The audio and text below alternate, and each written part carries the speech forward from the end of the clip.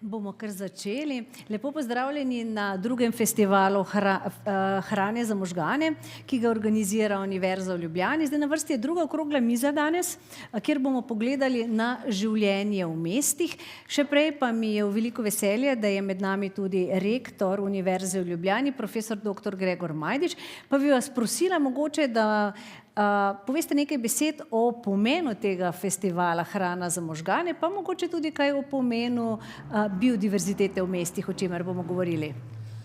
Ja, hvala lepa, prav lepo pozdravljeni na že drugem festivalu Hrana za možgane, ki ga organiziramo na Univerzi v Ljubljani, z namenom poudarjati pomen trajnosti, pogleda na podnebno krizo in ostale krize, ki se nam danes dogajajo in ki ogrožajo dejansko samobstoj človeštva in naše življenja na našem planetu.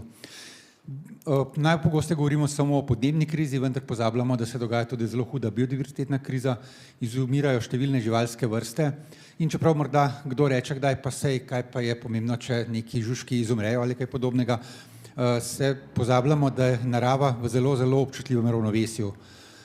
Ena motnja v naravnem ciklu lahko sproži zelo daljnosežne posledice, kar se je nenazadnje pokazalo tudi v zgodovini civilizacije, ko smo ljudje posegali v biodiverziteto z prenašanjem vrst, recimo v Avstralijo ali na jugu Italije, recimo, zdaj izumirajo oljke, ne vem, če to poznate, ampak in boje, kot sem bral, zaradi tega, ker so za eno srečanje G7 pripeljali palme z nekimi škodljivci z arabskega sveta in se ta škodljivec začel napadati oljke. Tako da te posledice so lahko zelo daljnosežne, hkrati pa to predstavlja poseben problem tudi za nas same, ne samo zaradi izumiranja vrst, zaradi porušenja naravnega ravnovesja, ampak ima lahko tudi vpliv na našo prehransko industrijo in se s tem povezuje na to, kar je osrednja tema hrana za možgane. Mesta so zanimiva, ker mesta niso tako pusta, kot včasih mislimo. V mestih se dogaja marsikaj, živali se prilagajajo in se naseljujejo v mesta. Sam se spomnim, ko sem živel pred kar nekaj leti, to je zdaj že skoraj 30 let, v Veliki Britaniji, na Škotskem, so že takrat govorili o lisicah, ki so živele v mestih in so dejansko ločevali tako imenovane urbane in pa silvatične, se pravi mestne in pa gozdne lisice, ki so bile dve čist posebne populacije. Tudi v Ljubljani, če smo malo pozorni, lahko vidimo marsikaj. Sam sem ravno včeraj, ko sem se vračal z enega koncerta, skoraj povozil kuno sredi Ljubljane s kolesom. Če sem se šel makniti, mislim, da je veverica, potem sem gotovo, da je dejansko kuna in to na Barjanski cesti, praktično v centru Ljubljane, tako da je tudi biodiverziteta pomembna v mestih in verjamem, da bojo današnji sogovorci povedali več o tem, tudi o tem, kako načrtovati mesta, da se tudi v mestih ohranja biodiverziteta. Tako da hvala lepa vsem udeležencem za pripravljenost sodelovati na tej okrogli mizi in seveda poslušalcem, da ste prišli na to okroglo mizo. Hvala lepa. Najlepša hvala za te besede. Na drugi okrogli mizi bomo torej pogledali, s katerimi izzivi se srečujejo mesta glede biodiverzitete in, želela sem reči poiskati, ampak mislim, da je prava beseda, in iskali bomo nekaj rešitev v podporo tej biodiverziteti. Moji sogovorniki so docentka doktorica Rozalija Cvejić iz oddelka za agronomijo Biotehniške fakultete Univerze v Ljubljani. Dober dan. Profesorica Maruša Zorec iz Fakultete za arhitekturo Univerze v Ljubljani, lepo pozdravljeni. Profesor dr. Miha Humar z oddelka za lesarstvo Biotehniške fakultete Univerze v Ljubljani, dober dan, tudi vam. Profesor dr. Peter Simonič z oddelka za etnologijo in kulturno antropologijo Filozofske fakultete Univerze v Ljubljani, lepo pozdravljeni. In doktorica Maja Simoneti iz Inštituta za politike prostora, dober dan. Pridružiti bi se nam morala še docentka doktorica Maja Matjašec, ki pa je žal zadržana. Moje ime pa je Renata Dacinger. Zdaj, rekli smo v dveh krizah. Že na prvi okrogli mizi sem si vzela nekaj minut, da sem povedala tiste podatke, ki so najbolj povedni, pa bi to, če ne zamerite, ponovila še zdaj. Živimo torej v času dveh kriz, podnebne krize oziroma v času podnebnih sprememb in krize biodiverzitete. Zadnjih 10 let je najbolj vročih 10 let, odkar merimo temperaturo. Povprečna temperatura zadnjih 10 let na Zemlji je za 1,2 stopinje višja od povprečne temperature pred industrijsko dobo, s čimer mislimo med leti 1850 in 1900. Kaj to pomeni za Ljubljano, če bomo danes govorili o biodiverziteti v mestu, smo v Ljubljani. V 30-letnem obdobju med letoma 1948 in 1977 smo našteli vsega 10 dni, ko je najvišja dnevna temperatura presegla 35 stopinj Celzija. V enako dolgem obdobju med letoma 1994 in 2023 pa je bilo takih dni, bom naredila eno pauzo, da boste si zapomnili, kar 67. Zdaj, druga kriza je kriza biodiverzitete. Smo sredi 6. množičnega izumiranja živalskih vrst in po ocenah znanstvenikov je v zadnjih 120 letih izumrlo okoli 500 vrst vretenčarjev. Od leta 1500 je izumrlo že najmanj 77 vrst sesalcev, 140 vrst ptic, 34 vrst dvoživk. Zdaj, po nekaterih ocenah vsak dan izumre 1 do 25 vrst živali, med njimi so tudi nekatere, ki jih pravzaprav niti ne poznamo. Zdaj, vse te številke so nekoliko različne, ampak nobena številka pa pravzaprav ni nizka in nobena številka pravzaprav ni zelo vzpodbudna. Biodiverziteto v mestih ogrožajo podnebne spremembe, po drugi strani pa biodiverziteta v mestih pravzaprav tudi blaži podnebne spremembe. Nekako smo v nekem začaranem krogu in danes bomo pogledali, kaj pravzaprav lahko naredimo, da bo naše življenje v mestih bolj prijetno, ker pravzaprav na koncu podnebne spremembe in kriza biodiverzitete je tista, ki na koncu vpliva na nas in je tudi naše življenje bistveno slabše. Zdaj, za prvo vprašanje sem namenila vam, doktorica Maja Simoneti, ampak sem potem razmišljala, da je pravzaprav to vprašanje, na katerega bi lahko vsaj na kratko odgovorili vsi. So mesta ranljivejše na podnebne spremembe ali se v mestih podnebne spremembe bolj odražajo? Zakaj smo recimo nekako izbrali mesta za to, da govorimo o biodiverziteti? Ja, dobro vprašanje. Mesta so prostori, v katerih ljudje sebično daleč najbolj občutimo podnebne spremembe, v resnici pa so seveda tudi to sistemi, v katerih podnebne spremembe pridejo res daleč najbolj do izraza. Prostor je raznaravljen, grajen in narave je pravzaprav izjemno malo in če verjamemo, da rastline in njihovi ekosistemi ustvarjajo življenjske pogoje, razumemo, da so tukaj življenjski pogoji pravzaprav specifični, predrugačeni in da podnebne spremembe seveda tukaj nekako pridejo zelo do izraza. Hkrati seveda vemo, da so mesta prostori, v katerih že od leta 2007 globalno gledano živi večina prebivalstva. To pomeni, da je ta učinek podnebnih sprememb na ljudi v mestih daleč najbolj občuten tudi. V Evropi 8 od 10 ljudi pravzaprav živi v urbanem okolju.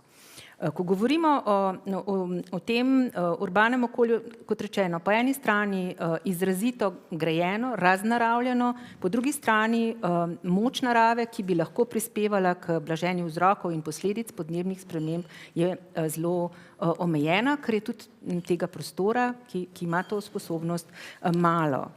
Zdaj, kaj mesta počnejo in kaj bi morali početi? Tukaj je tako, da so mesta pravzaprav vodilna žarišča podnebne politike. To pa zato, ker so posebej velika mesta in mesta v obalnih predelih daleč najbolj ogrožena okolja, spet v teh obeh smislih, spremembe ne povzročajo samo majhnih težav, pač pa velike težave. To pomeni, da poplave, urbane poplave in plimovanje ogrožajo pravzaprav pogoje za življenje in delo. In to pomeni tudi, da seveda zelo velika populacije so zaradi tega ogrožene. Ta mesta, posebej zelo velika mesta, iz vseh celin se pri teh politikah povezujejo, hitijo z razvijanjem znanja in rešitvami, ki bi jih lahko na primer prilagodila ali pa ubranila pred najbolj negativnimi posledicami. Manjša mesta jim prav tako sledijo. To, kot ste lepo omenili, podnebne spremembe so ta zoprni zunanji dejavnik, na katerega po eni strani človek s svojim dejanjem vpliva in jih povzroča, po drugi strani in seveda one ne ogrožajo samo človeka, ampak tudi naravne prvine. In ta začaran krog, ki ga omenjate, je tukaj naredil bistvene spremembe v pogledu na naravo, na biotsko pestrost in tudi na ohranjanje narave.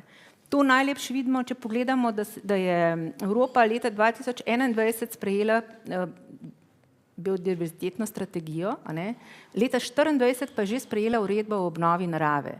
Kaj uredba o obnovi narave pove? Ona pove, da se je Evropska skupnost odločila, da države v svojem ukrepanju, s svojimi zakoni, tudi take kot je Slovenija, ki ima relativno veliko zaščitenega prostora, ohranjenega prostora, ki ima tudi recimo eno dosti stabilno zakonodajo in močno politično izraženo voljo, da bo varovala naravo, niso več dovolj učinkovite. Evropska skupnost se odloči, da morajo povezati svoje delovanje, da morajo sinhronizirati ukrepe varstva narave in nadrejeno zakonodajo, skupno evropsko zakonodajo postavi kot kriterij tega, kako bomo varovali. Kaj delajo mesta? Mesta delajo dve stvari, bi rekla. Po eni strani bistveno več strateško načrtujejo razvoj. Strateško načrtovanje je tisto, ki pravočasno rezervira oziroma varuje potencial narave in zelenih površin in v bistvu zagotavlja možnosti, da imamo koristi, te, ki jih pričakujemo, od hlajenja do zadrževanja vode, do čiščenja zraka in ustvarjanja zdravja in pogojev za življenje in delo na pravih lokacijah. Da ni to posledica, bom rekla, stranskih učinkov načrtovanja, ampak je to dobro premišljeno in locirano v bližino tam, kjer človek živi in dela. In druge vrste ukrepi, ki sledijo, strateško načrtovanje ima en pomemben moment, to je, da je dobro informirano. Mesta se ogromno ukvarjajo s tem, kakšno je stanje okolja, kje imamo ljudi, kje imamo potrebe, kaj lahko naredimo z zeleno infrastrukturo, z zelenimi površinami, kaj lahko naredimo s tehnično podprtimi rešitvami, zeleno-modro infrastrukturo, so naravnimi oziroma na naravi temelječimi rešitvami, kjer v bistvu naravne funkcije podpirajo tudi tehnične rešitve. In drugi del tega, če je eno močno strateško prizadevanje in močne javne politike, drugi del je iskanje rešitev tudi z majhnimi ukrepi. Podnebni svet britanske vlade, na primer, živo mejo razglasi kot izjemno pomemben gradnik podnebne politike. Zakaj je to zanimivo? Za nas je to zanimivo, ker je to tudi naš kulturni fenomen v kulturni krajini in tudi v urbanem okolju, ki pred našimi očmi izginja. Mi se v bistvu ne zavedamo, da je živa meja en majhen ekosistem, ki je pravzaprav biotsko zelo pester in vsakič, ko ga iz prostora vzamemo, pravzaprav delamo dve stvari.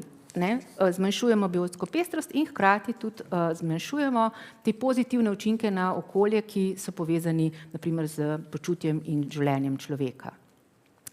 Skratka, majhni ukrepi, na videz zelo enostavni in velike strateške dejanja. Filozofi in podnebni znanstveniki govorijo o prelomnih časih, o paradigmatskih spremembah. To, da zdaj govorimo o ohranjanju narave in biodiverziteti kot gradniku urejanja urbanega okolja, ne kot nečemu, kar ostane po gradnji in po razmestitvi dejavnosti, pač pa po nečem, kar je integralni del urbanističnega načrtovanja, je nov položaj ohranjanja narave in tudi nov položaj vseh nas, načrtovalcev, odločevalcev in tistih, ki potem pomagajo tudi druge dejavnosti v prostoru razvijati in omogočati. Jaz mislim, da ste odlično orisali, kaj je problem v mestih in potem tudi že nekako možne politike in določene primere. Ampak ta začetno vprašanje sem mislila kot en tak hiter krog še tudi za vas. Če mogoče tudi vi svojega zornega kota vsak pove, ker prihajate iz različnih strok, zakaj je recimo ta biodiverziteta v mestih tako zelo pomembna, zakaj je ogrožena in kaj to pravzaprav pomeni, zakaj je ta tema, o kateri danes govorimo, tako pomembna. Če lahko vi, profesor Simonič. Mislim, da je to okolje najbolj zgrajeno, v tem smislu najbolj odtujeno in od narave, bi rekli ljudje, naravo doživljajo bolj kot estetski učinek, ne kot eksistencialno nuje v mestu pravzaprav. Vse, kar dobimo, je na nek način že pridelano skozi trgovino in tako naprej. Zelo malo ljudi ima neposreden stik z naravo v urbanem okolju, razen vrtičkarjev in tako naprej, ampak to je že druga zgodba. To je en vidik, se pravi, zadeve so tukaj toliko bolj problematične. Vemo, da tudi zgodovino človeštva v bistvu povezujemo z mesti, od civilizacije začnemo govoriti z mesti in šele v zadnjih 20 letih se pojavljajo v zvezi z tem slavljenjem človeške civilizacije tudi kritični glasovi, kaj to pomeni na ravni, nekateri govorijo o okolje, moru in tako naprej. Skratka, ta razvoj človeški, bi rekli, ima dve plati, vsak poseg ima dobre in negativne strani. Drugo, zakaj je mesto zanimivo, se mi zdi pa, da je to središče znanosti. Kot vidite, smo zdaj tukaj pri omizju samo ljudje z titulami povabljeni. Živijo pa v mestu zelo različni ljudje. Skratka, mesto je prostor produkcije znanja, ki to znanje izžareva tudi izven svojih meja, bi rekel, na območja, ki te biološke krize ali pa biološko raznovrstne krize ne doživljajo tako ostro kot mogoče tukaj v mestih. Bi pa rad skozi to opozoril na razliko med temi strokovnimi, ekspertnimi znanji in modeli in pa vsakdanjim znanjem ljudi, ki živijo na podeželju in poskušajo delovati trajnostno, ampak so v stiku z zemljo, bi rekel. Toliko uvodoma. Profesor Miha Humar. Hvala. Torej jaz v bistvu sem po osnovni izobrazbi, se ukvarjam z lesom in v bistvu tudi tukaj v bistvu les je relativno dovolj veliko prisotno tudi v samih mestih. In tukaj se pogosto pa srečamo z negativnim vidikom biodiverzitete. V naše kraje prihajajo novi organizmi, ki niso vedno najbolj prijetni. Eni od takih najbolj atraktivnih, v narekovajih, so termiti. Zaradi termitov že propadajo prve hiše na Primorskem, lesene. In ko je prej gospod rektor omenil, kako so s oljkami, palmami pripeljali neko bolezen, mi rabimo enega čudaka, da pripelje oljko ali pa palmo v Ljubljano, zraven pripelje gnezdo termitov in v Ljubljani je že dovolj toplo skozi celo zimo, da bodo termiti lahko preživeli, recimo ostra zima. Če se trenutni klimatski modeli kažejo, mi se včasih hecamo, da bo napad prišel iz vzhoda, torej iz vzhodne ravnice v Ljubljano, ker je najlepša pot, ker ni kraškega roba, ki je relativno oster in za termite neprijeten. Torej, to je eden od negativnih vidikov. Kaj se pravim za to, da bi mogli se ne ukvarjati z lesno gradnjo, ker nasprotno ravno tam, kjer so termiti najbolj prisotni, Avstralija, Amerika, je lesne grade največ. Torej, vse probleme se da rešiti, če jih znamo rešiti. Ampak jih moramo, mislim, že danes vedeti, da se to lahko zgodi in ustrezno načrtovati. Drugi vidik, ki se ne dogaja pri lesu, je, da se nam ravno zaradi te krize biodiverzitete lastnosti lesa spreminjajo. Les, ki raste danes, nima več veze z lesom, ki raste v preteklosti. Gostota lesa poprečna danes v gozdovih je za 8% nižja kot v preteklosti. Torej, na pretekli izkušnje se zanašati, jaz pravim, da to, moji kolegi iz sosednjega kraja Mengša, je to, jaz pravim, 6. poglavje o bajkah in povestih in gorjancih. To, ki ima izkušnje včasih veze s tem, iz preteklosti, kar je danes. To so se stvari spremenile enostavno. Podnebje se spremenili, dejavniki so se spremenili. Kaj pa lahko naredimo z lesom? Mi smo računali včasih, da naprimer za nekaj javnih objektov smo zračunali dobesedno, kako bi bilo, če bi projekti izvedeni v klasični gradnji, torej opeka jeklo, beton in pa lesu. Ogljični odtis stavbe izvedene v lesu je 3-krat nižji kot stavbe izvedene v klasični gradnji. Torej, s tem pa neposredno blažimo podnebne spremembe in rabo domač material. Ne podpiramo domačo industrijo, domačo delovna mesta, ljudem se ni treba voziti. To je cel kup še sinergističnih učinkov, s katerim lahko pripeljemo z umno rabo, z umnim načrtovanjem tudi do tega. Sem pa proti kakršenkoli, da bi bilo zapovedim, zakonom, da bi bilo to treba, zato ker to nikoli ni dobro, da jaz nekaj zdaj komu zapovem, da moraš imeti paradajz doma. To se ne izide. Ampak zaveščanje, čim več ozaveščanja, čim več izobraževanja, čim več znanja, to pa lahko pripelje do recimo pozitivnih učinkov. Profesorica Zorec, še vaše take čisto uvodne misli, zakaj je mesto tako zelo ranljivo, zakaj se je v mestih pomembno pogovarjati o krizi biodiverzitete, o tem, kako podnebne spremembe vplivajo na mesta? Ja, to, kar ste najprej vprašali, sicer mislim, da je morda narava še ranljivejša, hkrati pa ima večjo samoobnovitveno moč. No? Tako da mesta so neka kontrolirana okolja, so načrtovana in vprašanje, koliko fleksibilno so načrtovana, da te spremembe lahko preživijo. Dejstvo pa je, da je sama gradnja največji krivec za vse te podnebne spremembe. Gradnja, kakor sem seznanjena, proizvaja 35% vseh izpustov, ne samo fizično gradnjo, ampak tudi z ekstrakcijo vseh surovin. Tako da to je en proces, ki ga je treba nujno čim prej, čim bolj zaustaviti. Jaz bi bila tukaj kar radikalna, tako kot novi evropski Bauhaus, stop new construction, pravijo in pozivajo z protesti v severni Evropi. Tako da imamo priložnost prenove, imamo veliko stavb, ki so neizkoriščene, tako da novo gradnjo in sploh gradnjo z materiali, ki so prinešeni iz tujih okolij, je treba čim prej, čim bolj radikalno, čim bolj jasno in čim bolj glasno ustaviti. In spodbuda tukaj bi morala biti država, da ne rečem, upam, da tudi univerza, za gradnjo, za prenovo ali pa za gradnjo v lesu, ki jo absolutno midva s profesor Humorjem zelo zagovarjava. Pred kratkim sem se vrnila z Majorke, z enega otoka, ki je turističen, ampak je trenutno v Evropi eden najbolj zanimivih primerov. Oni se vračajo k starim praksam, k starim izkušnjam, temu materialom, ki jih imajo tam na tistem otoku. Kamen in les sta edina materijala, iz katerih gradijo, betona skoraj da ni več. Tako da jaz mislim, da je to nekaj, ki bi lahko skušalo ustaviti podnebne spremembe, skozi to pa pomagati, tako kot je Maja zelo dobro omenila, načrtovati skupaj biodiverziteto, naravo za stavbo kot en integralen sistem, kar pa v arhitekti absolutno premalo počnemo. Tako da jaz sem malo kritična tudi do moje stroke, ampak tukaj zdaj zaenkrat mogoče imam čas. Doktorica Rozalija Cvejić, kaj pravite? Ena tako uvodni misli, kaj so ti ta glavni problemi v mestih? Tukaj bi se v bistvu nazaj navezala na majno uvodno iztočnico. Mesta postajajo vse bolj gosta.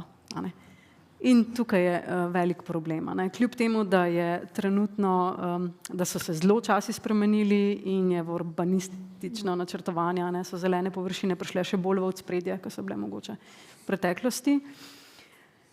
Tukaj se vseeno vidi, ko pa pogledamo po mestu, pa vseeno vidimo, da je nekaj na papirju, ponekod pa so možne izjeme. Če pogledamo Rožno dolino, kako zelo se je zgostila pred našimi očmi, zelo na hitro, kljub vsem pomislekom in tudi javno izraženi skrbi, vseeno tukaj vidimo kapital prevlada nad temi zelenimi površinami. Hkrati pa se od zelenih površin v mestih zahteva veliko več, kot se je mogoče nekoč.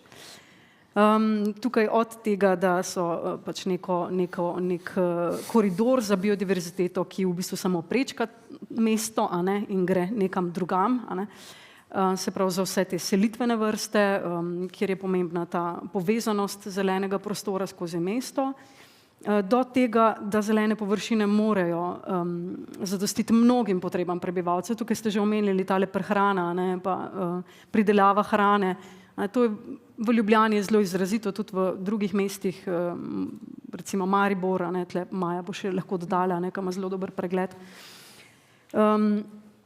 Tukaj je zelo pomembno. Zelene površine zagotavljajo tudi ta del samooskrbni, delna samooskrba s hrano je pač prisotna v Ljubljani in tudi po ostalih evropskih mestih. In to je zelo pomemben element zdravja ljudi, se pravi ne samo fizičnega, ampak tudi psihičnega, in tudi eno polje, kjer se lahko različne skupine ljudi srečujejo in soustvarjajo skupaj. In tukaj na tem področju, pa bom končala, imamo zelo veliko zanimivih primerov v Ljubljani. Zdaj vsi ste nekaj zanimivosti omenili in jaz sem si jih zapomnila, šli bomo malo v podrobnosti, predlagala pa bi, da začnemo pravzaprav nekako na začetku. Kako moramo skrbeti za biodiverziteto v mestih? Verjetno od tal naprej. Doktorica Simoneti.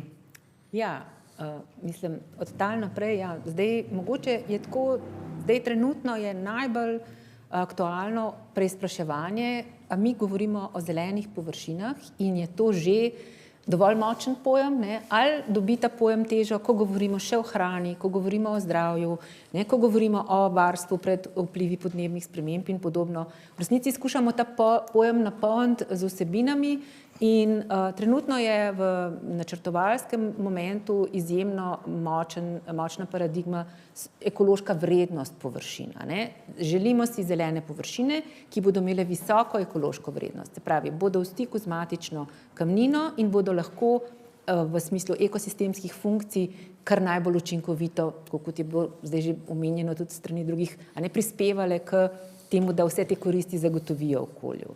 Vemo, da so površine na matični kamnini, se pravi naraščenem terenu, bolj učinkovite, ker lahko bolj blažijo tako temperature, kot naprimer zadržujejo vodo in tudi so boljši življenjski prostor za rastline, od katerih pravzaprav dobimo zrak, dober zrak nasploh in pogoje za življenje.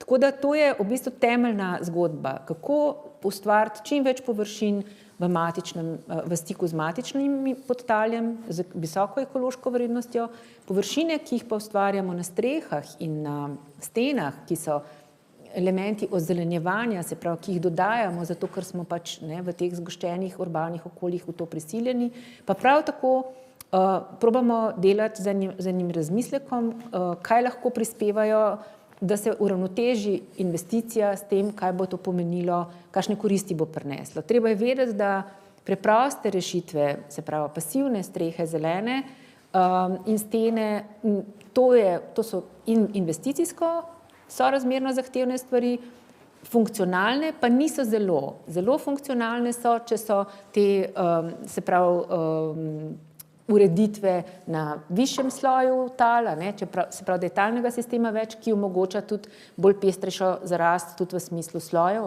od talnega do grmovnega in potem celo do dreves. Ta cel prerez vegetacije je izjemnega pomena. To pa so seveda ne samo drage rešitve zaradi, bom rekla, tega, ker morajo biti stavbe statično močnejše, ampak tudi zato, ker je potem vzdrževanje izjemno drago.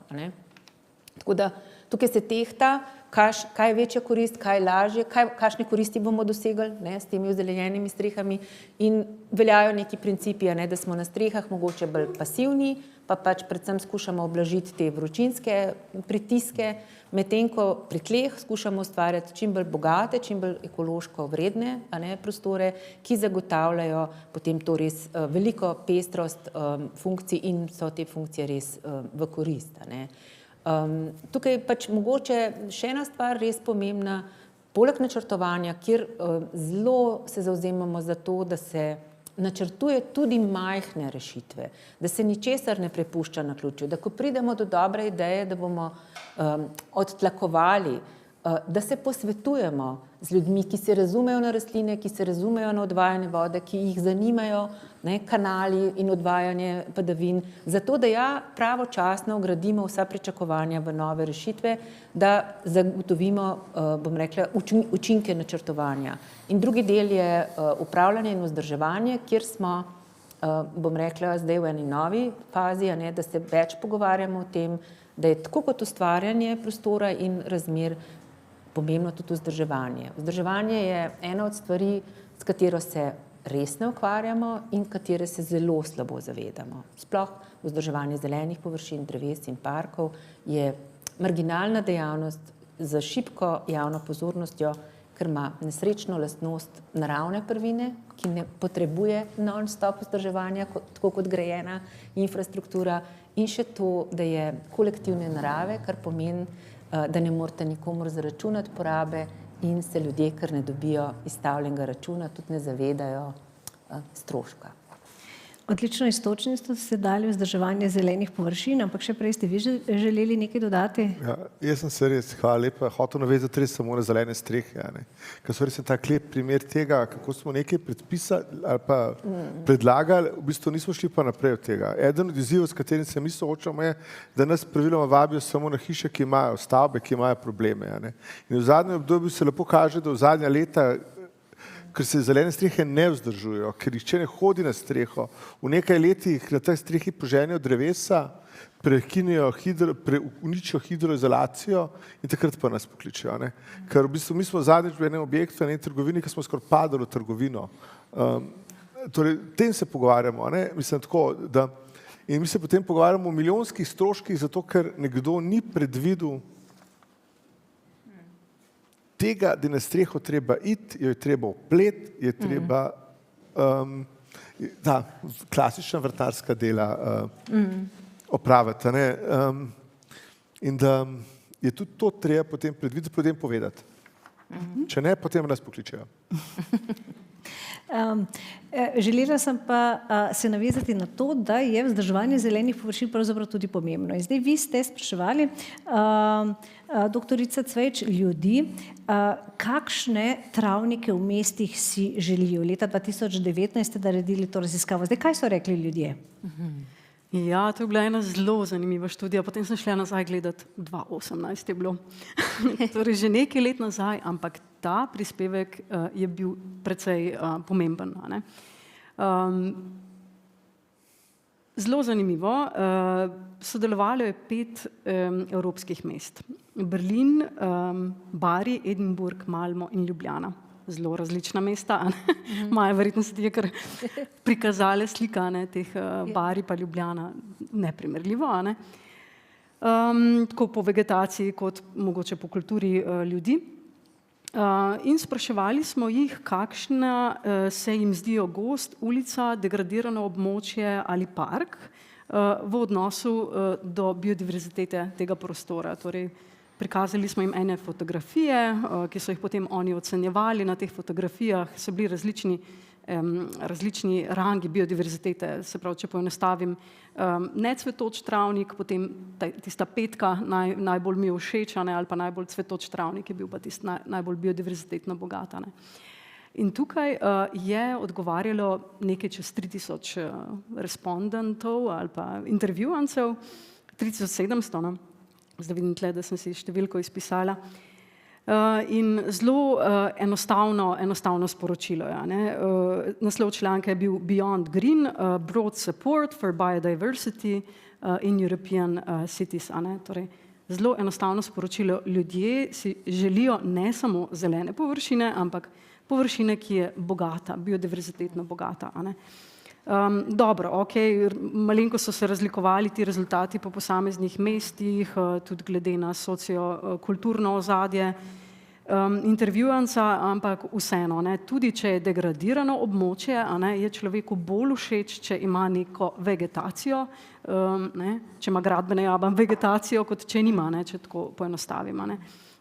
Za travnike pa mislim, da sploh ni vprašanja. Ne. Tukaj se mi zdi, da se vsi strinjamo, da je cvetoči travnik lepši, kot pa. Tako da tukaj se je zelo zanimivo navezati na vzdrževanje, Maja, kaj si prej dala iztočnico.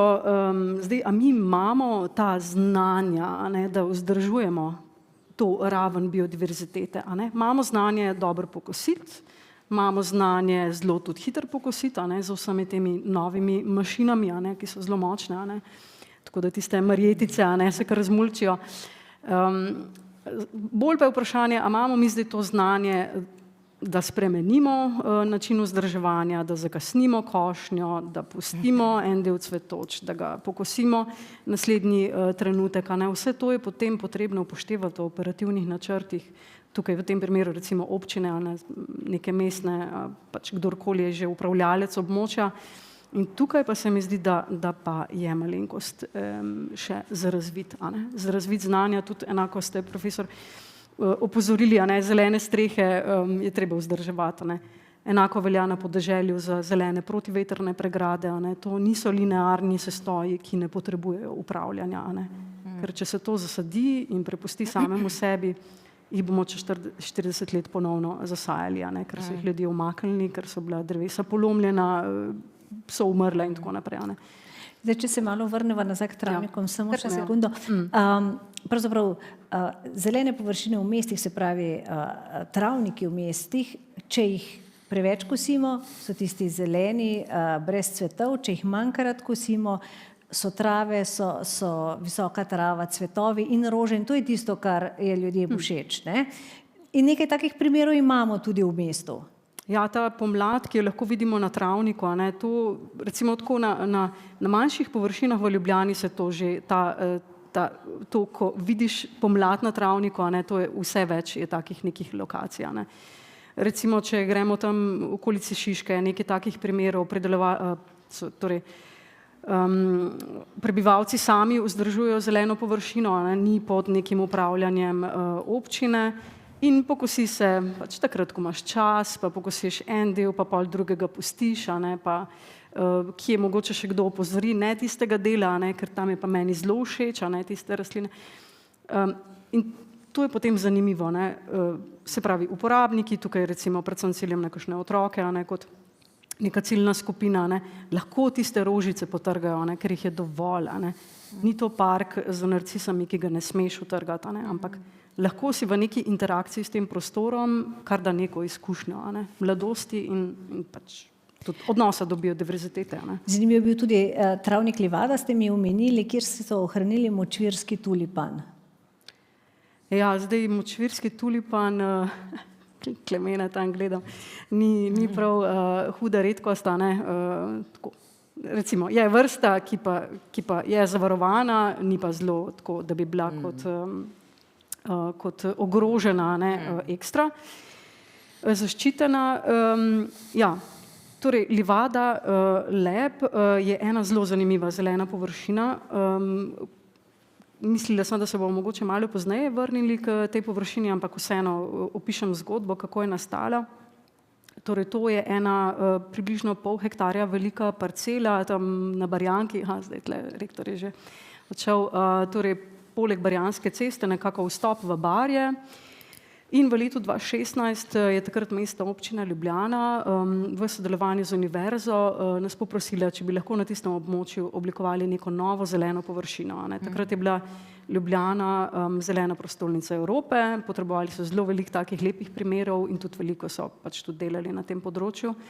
Tako da to je bil kot en tak študijski primer, kjer pa smo v upravljanje zelenih površin poskušali vključevati ponovno uporabnike prostora. A ne. Sicer ne tako, da mu izstaviš račun, a ne, to, ampak na način, da oni sami v bistvu povedo, kaj bi na tej zeleni površini delali, na kakšen način bi jo vzdrževali. Tukaj so bili strokovnjaki le toliko v pomoč, da smo opredelili zanimive strategije upravljanja tega območja. A ne. Ohrani se rastišče tulipana, opredeli se, kolikokrat se izvaja košnja, kdaj, pogleda se tla, ki je kakovost tal primernejše za predelavo hrane, na tisto območje se da predelavo hrane, pogleda se, katera območja so bolj zanimiva za neke klopce, infrastrukturo, a ne, za druženje. In na ta način je ta površina bila oblikovana. A ne. In je zelo zanimiv primer, sem ga ravno obiskala 2 dni nazaj, kjer smo imeli terenske vaje za študenti predmeta urbano kmetijstvo oziroma urbano vrtnarstvo, se vračam, urbano vrtnarstvo in trajnostno upravljanje naravnih virov. In je bil en zelo zanimiv primer urbane površine, urbanega vrtička, ki pa je zelo drugačen od ostalih vrtičkarskih območij, a ne, po Ljubljani. A ne. Ni ograje, ni gredic, a ne, zelo organske oblike.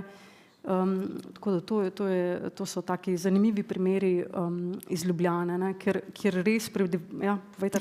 Jaz bi samo vprašala, a to ste določili glede na tip zemlje v spodaj, ali kako to kaj ne rečem, soniranje ali organizacijo tega? Ja, delno, ja. Tam, kjer smo pač popisali, šlo je za precej natančen popis biodiverzitete in tam, kjer smo pač videli ta rastišča, tulipana, tisto smo ohranjali, ampak vseeno je bilo potrebno uporabnikom povedati ali pa jim dati neko znanje, kolikokrat se kosi, torej, da samo enkrat tudi ne bo dovolj. Kar je zanimivo, ne? Govorimo vedno manj, ampak enkrat pa ni dovolj. Ja, to se je potem se je tudi na Barju, ne, na teh kmetijskih površinah podobno izkazalo, ne, tudi sploh v urejanju kmetijske krajine, ne, tudi to povečevanje biodiverzitete, to ste verjetno obravnavali v prvi okrogli mizi. tudi potrebuje neka specifična znanja. Ne? Samo pustiti na barju ali pa pokositi zelo pozno enkrat na leto, ne? Tudi tu je potem nevarnost za pojav raznih nezaželenega dela biodiverzitete, ne? Ki pa ga ni moč na ta način upravljati. Ne? Doktorica Simoneti, se vračam k vam. Mogoče sem en tak medklic. To, kar sem hotela prej reči, ne, kako je zapostavljeno upravljanje in se je zdaj tako že malo odslikalo in pol so tukaj preference ljudi, bi rekla tako, ne, situacija je kar kompleksna. Tudi ta situacija ni preprosta, torej imamo ljudi, ki bi imeli nizko pokošeno angleško travo, na kateri se lahko igra nogomet, da parafraziram, in imamo ljudi, ki se že zelo dobro zavedajo, in potem pa imamo pač, ne vem, raziskavo, kjer pač gledamo slike, pa ne živimo s to travo in izražamo mnenje. Tako da to so taki veliki razkoraki. Jasno je, da ne vem, ne, javno upravljanje sploh, se pravi to, kar ima večino površin pod nadzorom, mora nekako po neki srednji poti hoditi. Da je, bom rekla, trava sigurno bolj ekstenzivno obravnavana, kot je bila včasih, je to zdaj že kar, bom rekla, stalna praksa, to se je že zelo prijelo, ampak res, tukaj so vzdrževalci pod velikimi pritiski. A ne? Po eni strani so tukaj pač ta prečakovanja, ti telefoni na županstvo, a ne? Pokosite, ne ste nemarni, trava je visoka, ne moramo to, ne moramo uno. Po drugi strani je to, kar je Rozalija dobro rekla, vsa mehanizacija in vsa kultura upravljanja je bila naravnana na to, a ne? Da hitro, učinkovito, ogromne površine nizko pokosimo in da kosimo 10 in večkrat. To je, a ne, se pravi, mi prehajamo pravzaprav iz enega vzorca upravljanja v enega novega. Tukaj najmanjša skrb, si dovolim reči, so javne službe. Takoj, ko je politična volja zrela, oni zmorejo čisto vse. Samo rob pokositi, postoriti dele z marjeticami, to sploh ni problem. Problem je politična volja in problem so sredstva. A ne? Vi morate razumeti, da mestna uprava, županstvo reče, ti boš pa zdaj sam še 6krat kosil. Torej ti lahko damo manj denarja. Ne pomisli, da zato, ker boš manj kosil, boš moral bolj plet rob poti, boš moral večkrat počistiti odtoke, a ne, ker bo pač več odpada organskega in tako naprej. Tega oni ne vidijo. To jih bo treba še naučiti, še prinesti v programe upravljanja. Tako da tukaj so veliki izzivi, so pa ja, to tudi nove podobe, a ne, to so zdaj že nove podobe zelenih površin, ki so tako po eni strani enemu delu publike všeč, ker govorijo o biotski pestrosti, drug del publike je zmeden, ker se mu zdijo neurejene, ker se mu zdijo zanemarjene, a ne, ker bere podobe prostora še, bom rekla, po starem, kjer so urejene grede, kjer so ločene rastline, a ne, te sezone, ne vem, pridejo čebulnice, pa pridejo trajnice in tako naprej. To je zdaj, to so čist nove zgodbe, no, zanimive nove zgodbe. Znanje, še enkrat, no, se mi zdi, da se toliko hitro razvija na tem področju. V Sloveniji smo tukaj, tako bom rekla, oni taki senci. Mi smo tako majhni in toliko smo to zanemarili, da ne čutimo tega znanja. Drugače so pa to, bom tako rekla, to so res velikanske enote ljudi, ki se s tem ukvarjajo. A ne? Parkovne službe po Evropi so močni karteli, a ne? To so tudi fantastične konference, to je, ne vem, v Španiji je konferenca, letna konferenca parkovnih služb, to je 500 ljudi, iz celega sveta pridejo, ker špansko govoreča konferenca je zanimiva, a ne, za cel špansko govoreči areal in to so pač tako mednarodno zanimivi dogodki, a ne, z odličnimi predavatelji, zdravniki, arhitekti, ne, ki polnijo znanje.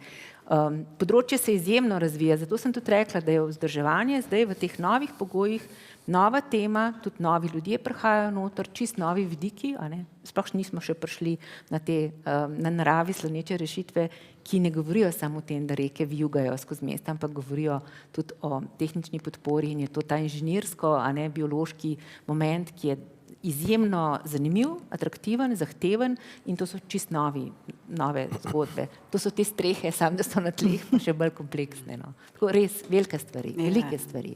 Mislim, bolj prihaja tukaj do nekega, kaj bi rekla, funkcionalnega vidika, kot zares estetskega. Mislim, da področje krajinske arhitekture je tisto, ki pravzaprav izboljšuje kvaliteto našega bivanja, ne v estetskem smislu, ampak v tem, da izboljšuje pogoje, izboljšuje klimo, izboljšuje, ne vem, preplet narave in grajenega. Jaz mislim, da, ne vem, prinese veter v mesto, ustvarja senco, vse to ne rabi več početi arhitekture in jaz mislim, da je to samo dobro, a ne, v bistvu je to nekaj, kar skozi to pomaga, tudi blažiti klimatske spremembe z več vidikov.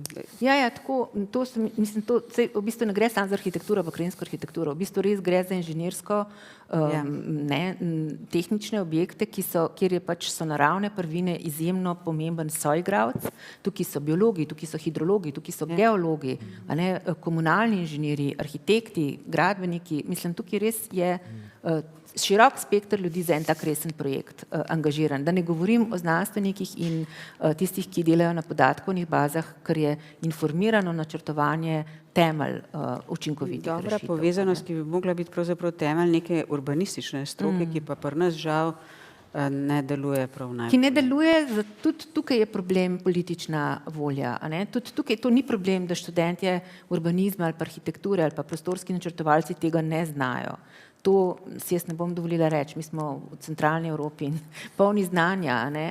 Naš problem je, da se ne priznava pomena tega dela, da ni dovolj časa, dovolj sredstev, predvsem pa, kar kažejo zdaj lepo tožbe Ustavnega sodišča, a ne, tudi seveda ni dovolj informacij. Ni pravčas dovolj pravih informacij, zato odločitve niso dovolj pregledno argumentirane in pride do zatikov, a ne, pride do spodbijanja odločitev, ki smo jih verificirali v procesih, ker nismo imeli priložnosti narediti dobrih strokovnih podlag.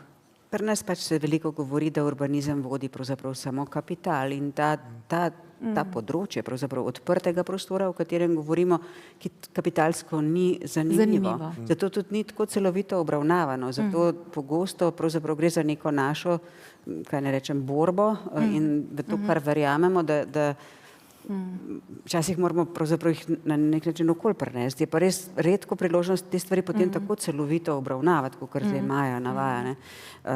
Kapital na nek način ni zavezan k temu, niti ni tega absolutno prepoznal kot neko vrednost dodatno svojih projektov.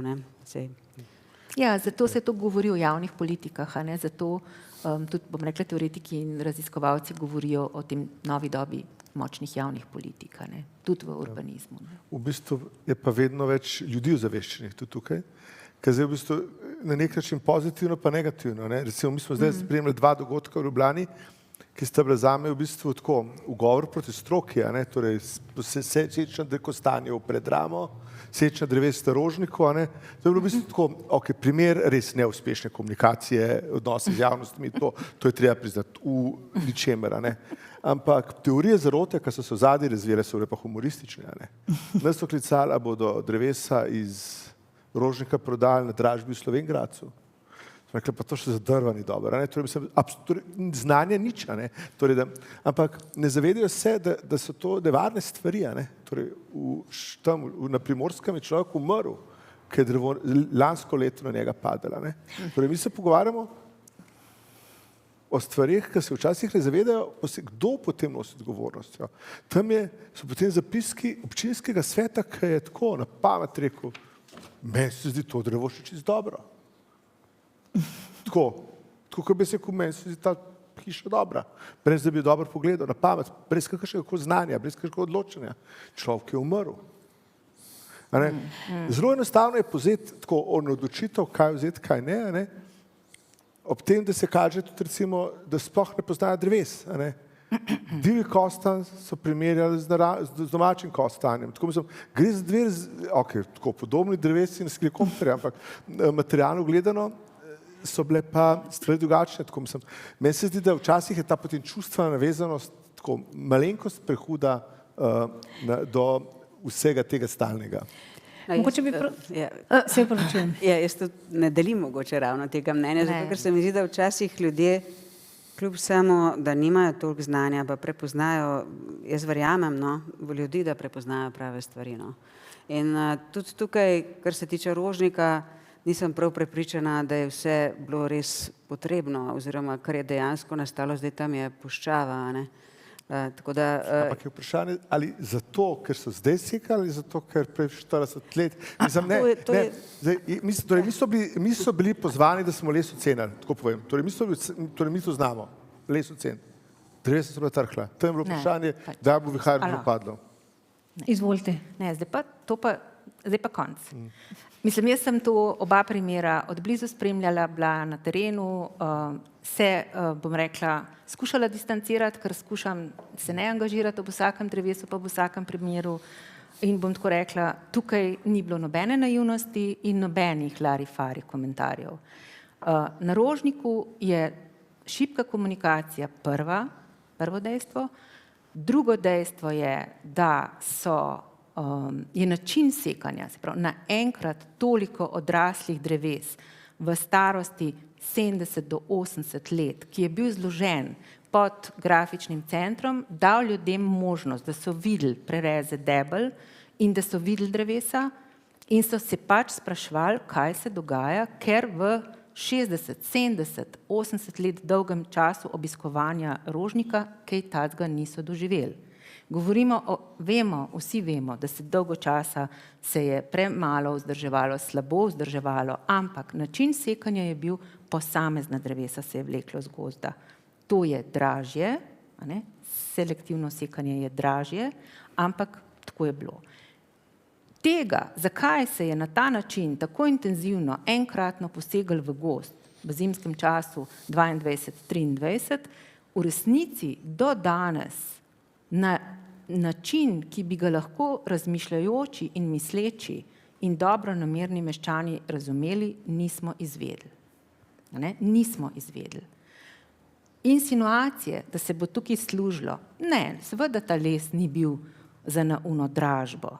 Da je pa to cenejši način poseka etata, ki je bil dovoljen za to desetletje, kot bi bil po malem ven odpeljati, pa res ni treba dokazovati. Tako da tukaj je, da ne govorimo o tem, da ni bilo pripravljenosti iti v javno razpravo, da je opozorilo javnosti, da je prizadeta in da jo skrbi, ni bilo slišano.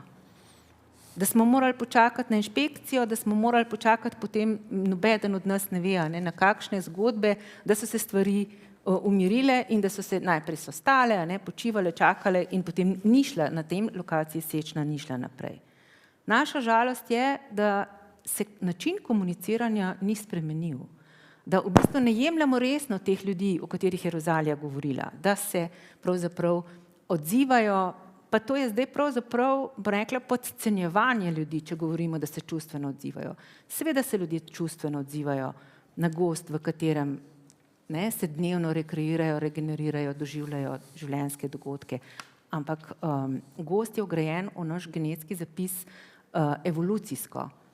Gozd je človeku pomagal se razviti v tako bitje, kakršno je danes. Varoval je človeka pred klimo in pred, bom rekla, drugimi stvarmi tudi v zgodovini. Tako da ta odnos do drevesa in gozda je intrinzičen, rečejo ekološki psihologi, notranji, ne znamo pojasniti razlogov, ker so tako globoki. Ampak tukaj so. In to je treba spoštovati.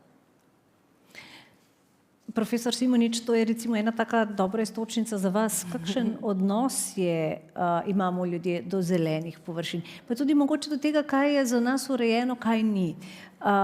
Včasih, vi ste rekli, ljudje so na razglednicah, na fotografijah rekli, da so cvetoči travniki tisti, ki so jim najlepši. Kaj pa pomeni, ko pravzaprav želimo pogledati skozi okno, si pa včasih predstavljamo, da nam je lepša angleška travica. Pa vi ste še omenili, da so ljudje zmedeni, ko vidijo recimo travo, ki ni pokošena, z dobro komunikacijo, verjetno pa to razumejo.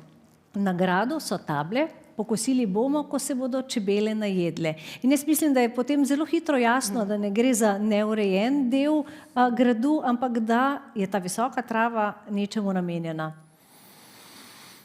Ja, ko sem se pripravljal za to okroglo mizo, sem malo posurfal, kaj moji kolegi po svetu pišejo na temo biodiverzitete pri urbanem načrtovanju. In presenečeno ugotovil, da je število teh zadetkov od leta 2023 neverjetno naraslo in potem sem našel razlog v evropski agendi.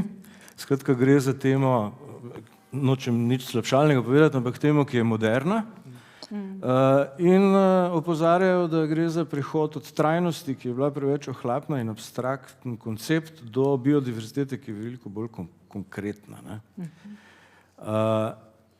In potem razmišljam, v bistvu tudi, ko poslušam zdaj te debate, se opravičujem, nisem krajinar, arhitekt, na prostor gledam kot neko družbeno konstrukcijo v resnici, ne?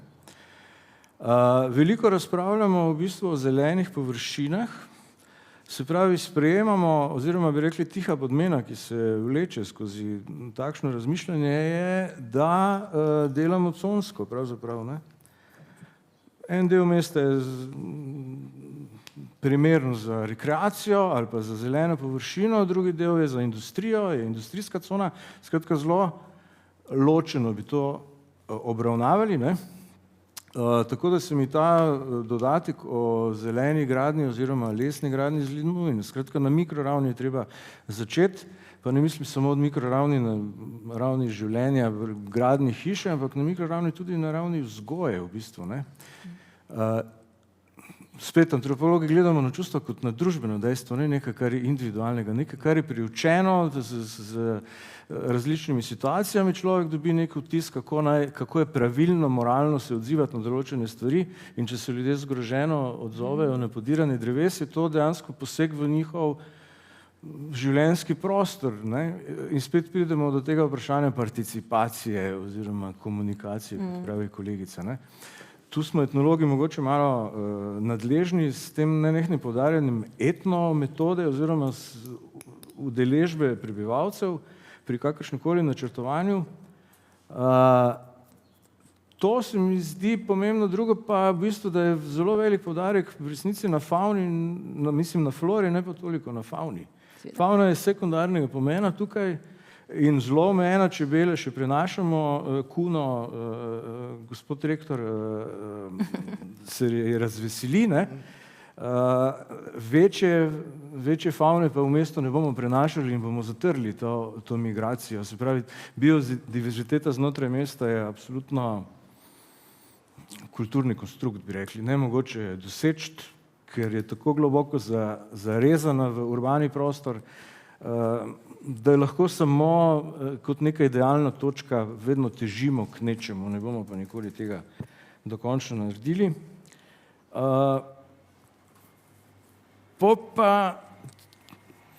Pa mesto ločevati v bistvu od sveta se mi tudi zdi nerodno, v tem smislu, da se prostor oblikuje vedno v kontekstu neke ideologije.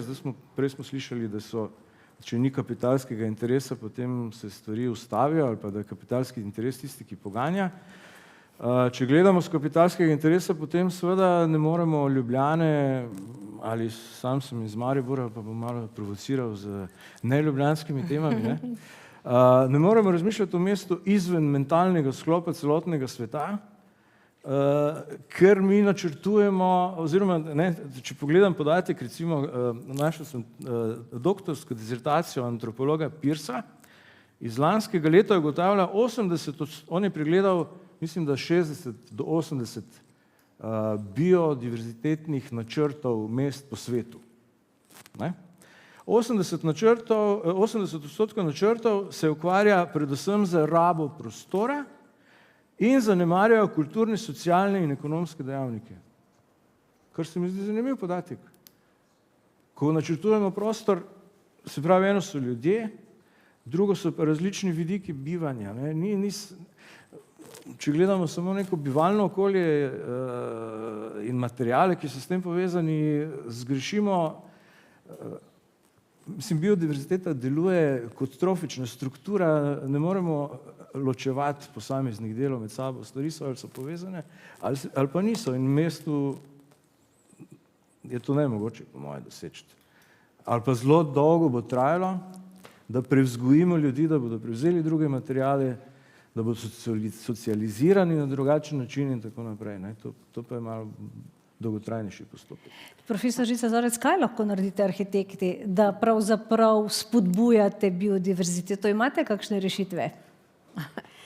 Ja, jaz, Kaj ne rečem, lahko bi bila velik pesimist pa kritična, kar dejansko sem, kar se na našem področju arhitekture dogaja, ampak skušam ostati idealist in verjeti v to, da moramo izobraževati ljudi. Tudi to, kar ste vi omenjali, v bistvu, kaj ne rečem, če gledamo, danes se gradijo samo betonske stanovanjske stavbe, vsi samo delamo celodnevje, potem pa gremo v Hofer, kjer ni med drugim nobenega drevesa na parkirišču, kupimo tisto uvoženo hrano in potem gremo spat. In to ni bivanje, kakršnega bi si želeli in mislim, da kakršnega si ljudje zaslužijo. Zato jaz zelo verjamem, da je treba celostno vzgajati, da je ta ne samo biodiverziteta, ampak tudi način bivanja, tudi hiša, v kateri živimo, ekstremno pomembna za kvaliteto našega življenja in da tudi naše življenje ni samo delo in potem počitnica na Mauriciusu, ampak da je zelo pomembno, v kakšnem prostoru živimo ves ta čas. In zato bi moralo zaveščati od otrok naprej, pa tudi mlade, naše študente, pa tudi univerzo, predvsem pa državo, da s temi zgledi lahko uči, da so vrtci leseni, da so šole lesene, da so povezane z naravo, da učijo otroke vrtnariti, da si hrano sami pridelajo.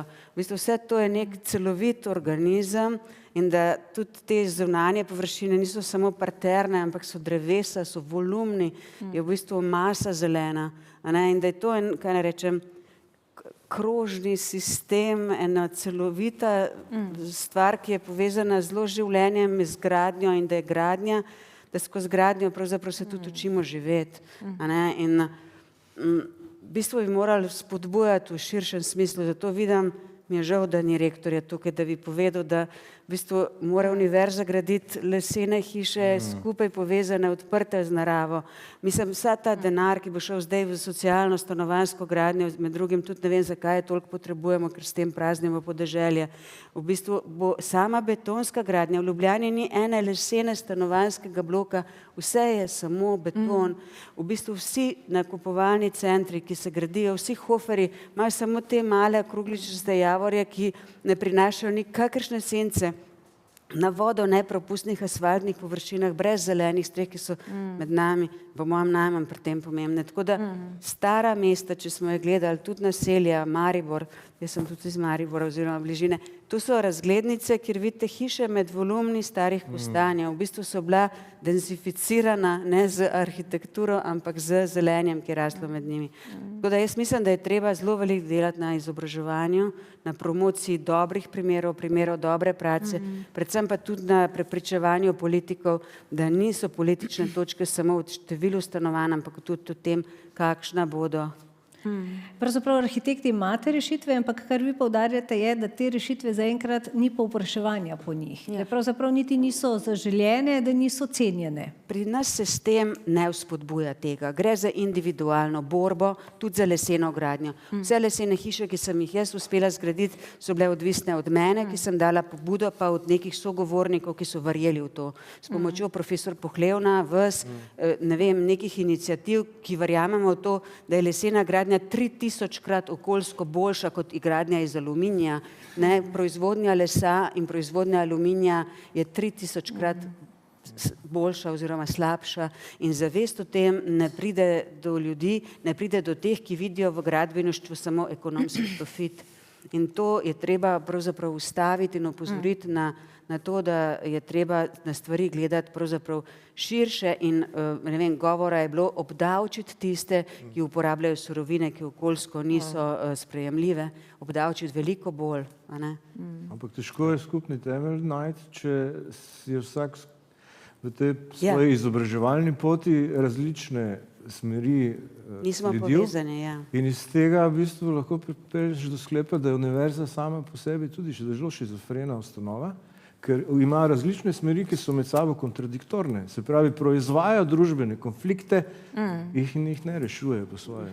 Zdaj, mogoče tisto, kar smo mi, ker je taka mogoče zanimiva izkušnja. Kolegica Nike Krance je bila svetovalka na Kosovo za OZN. In je bilo vprašanje o kurjenju drv. Tam so bili prepričani ljudje, da so najboljša drva sveže posekana drva, mokra drva, ker suha takoj izginejo. Zdaj, kako ljudi izobražati, da to ni to tako? Prva delavnica, pridejo sami moški. moški ne skrbimo za ogenj doma, ne? Kako pride do žensk, kako pride do teh ljudi. V bistvu, najboljša ideja je bila tukaj na otroke, ne? Torej, v bistvu, da kot če vrnem drevesom, mlad drevo se opogne, ne? Torej, opolnomočene otroke, ki potem oni prenesejo to znanje naprej. Torej, jaz te bom, pri nas, moja hčerka je naredila v vsej osnovni šoli celo revolucijo, ker se je odločila iz ne vem katere zavesti, da ne smejo jesti več palmovega olja. In je cel razred pumpala, da ne smejo jesti palmovega olja, da je to zopet pada na biodiverziteti in tako naprej. In je bila uspešna? Do neke mere. Skozi preka, ne? Mislim, potem pridemo do našega slavnega javnega sektorja in Ja, ampak jaz mislim, da je pravzaprav bolje, kot opozorili smo na nekaj problemov, ne? Ampak če se vrnemo nekaj korakov nazaj, pravzaprav bolje, da govorimo o tem, kaj nam nek gozd v mestu prinese. Kaj je funkcija gozda v mestu? Katera drevesa so primerna za mesto? Da recimo začnemo z tem, ker je potem nekako bolj jasno, zakaj pravzaprav moramo tudi skrbeti za vse te stvari. V Sloveniji imamo v Ljubljani, recimo, za Ljubljano vem, ne vem za Maribor, imamo tak zelo slaven primer teh slavnih topolov, ki so se sadili po drugi svetovni vojni in potem je bilo cel kup ljudi alergičnih. Danes tam povzroča cel kup, ne meni osebno, ampak vsem ostalim, ki imajo nahod. Drug tak zabaven primer je, ki sadijo včasih lipe na parkirišča, ki medijo, ne. Imajo ljudje potem ful sladke avte in je tudi spet, mislim tako, gre za zelo zabavne zgodbe, kako se v bistvu zanimive drevesa sadijo. Pa res v službi zelo zanimivo spremljati, pod katerimi avti ljudje to prvi del sezone parkirajo, potem je avtomobili, po lipa začne mediti, se premakneš drugam, samo zato, ker je bilo drevo, recimo, tako izbrano. Ampak rekla so včasih, kad čez okno pogledaš, boš videti 7 drevesa. Zdaj so že na 3 nekako spremenili, vsaj jaz poznam rek za 3. Ja. No, ampak vsaj več, ki vidiš, bolj še. Ja, tako je. Pa ne una, ki že lepo rastejo, tiste ne štejo.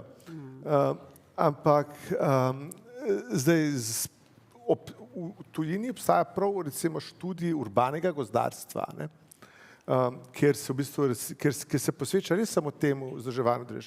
V Sloveniji je po bistvu zelo pogosto sploh po vzdrževanju dreves, potem pride do tega, da je to zelo laično. Jaz sem poznal, tudi na biotehniški fakulteti so drevesa obglavili. Pol ljudi se bori proti obglavljanju dreves, ampak na glavnem parkirišču so obglavljena drevesa.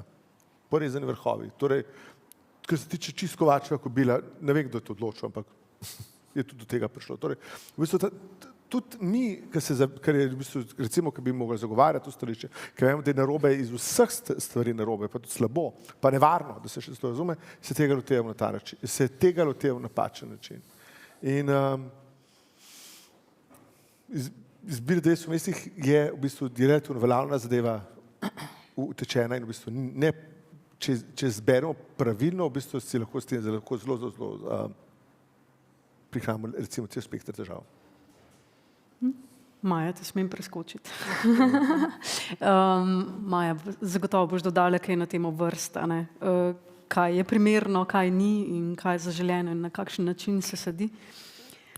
Ampak zelo zanimiva ena študija, Klemen, te bom izpostavila malo, se pravi, kolega je analiziral več kot 200 evropskih mest, poskušali so ugotoviti, katera od tipov zelenih površin najbolj prispeva k zmanjševanju urban heat islanda, se pravi Toplotnih otokov v mestih. In kar je tle zelo pomembno je, da morajo biti površine, areal mora biti velik, da ima učinek.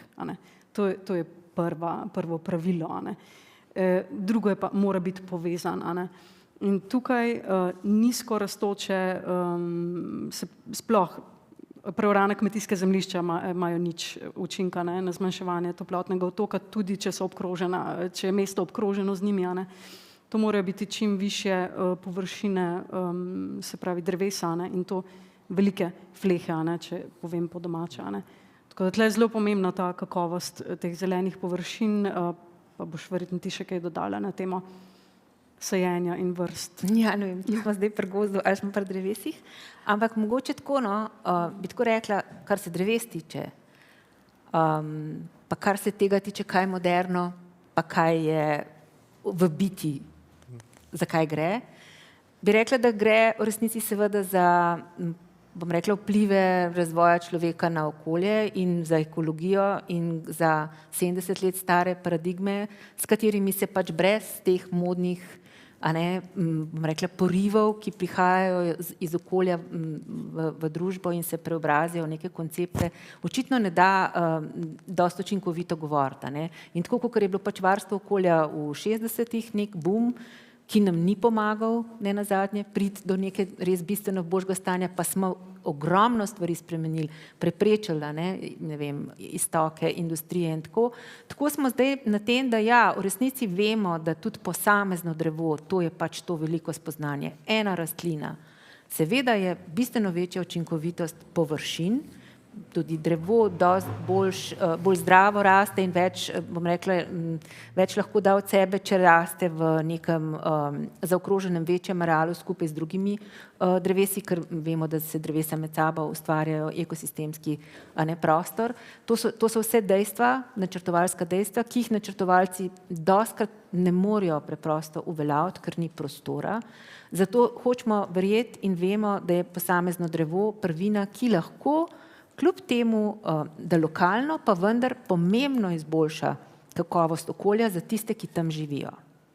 Ima te dobre lastnosti, da vpliva na zrak, vpliva na temperaturo, tudi nekaj naredi pri zadrževanju vode, vpliva izjemno dobro na počutje in na fizično zdravje. Oba kriterija se kažeta po znanstvenih raziskavah boljše rezultate, pa ne govorim o gibanju, govorim o pogledu.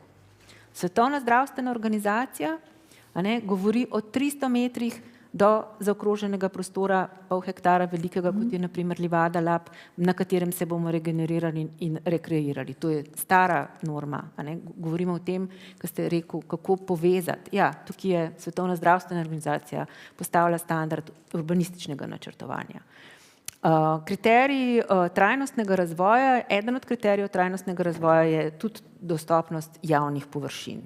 Tukaj Združeni narodi govorijo o dveh pomembnih stvareh za slovenski prostor.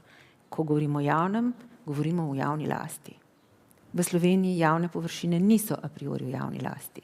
Če niso v javni lasti, je upravljanje, vzdrževanje, ustvarjanje močnih biodiverzitete ali pa ekoloških funkcij ali pa koristi za človeka bistveno bolj omejeno, ker javna oblast ne sme poseči. In govorimo, ko smo pri drevesih, govorimo o pokritosti s krošnjami, ki spet, kadar se strnejo, kadar pokrijejo dovolj prostora, dajo izjemne koristi. Tako da tukaj hočemo se tega držati in hočemo vedeti, da odraslo drevo v urbanem okolju je izjemna vrednota. Zakaj to poudarjam? Zato, ker je v resnici nenadomestljiva vrednota. Danes posajena nova drevesa, redko katera bodo rasla več kot 30 let. Večina, to tako raziskave, članki, lahko greste pogledati, ne doživi več kot 8 let. 8 let je življenjska doba. Potem, ja, zato, ker če je to sajeno na klasičen način. Zato je danes sajenje novega drevesa tehnična znanost, to je tako izziv. Posebne ekipe se ukvarjajo s stalnimi substrati, ki niso več naravna tla, ampak so substrati, tehnični substrati, ki naj zagotovijo življenjske pogoje za to, da bo drevo raslo in se razvilo in sploh ustvarilo habitus in krošnjo, ki si jo želimo. In posebne skupine se ukvarjajo z vzgojo vrst, ki so prilagojene na pritiske urbanega okolja. Mestno okolje, urbano okolje preprosto ni res, bom rekla, prijeten življenjski prostor za rastline, drevesa.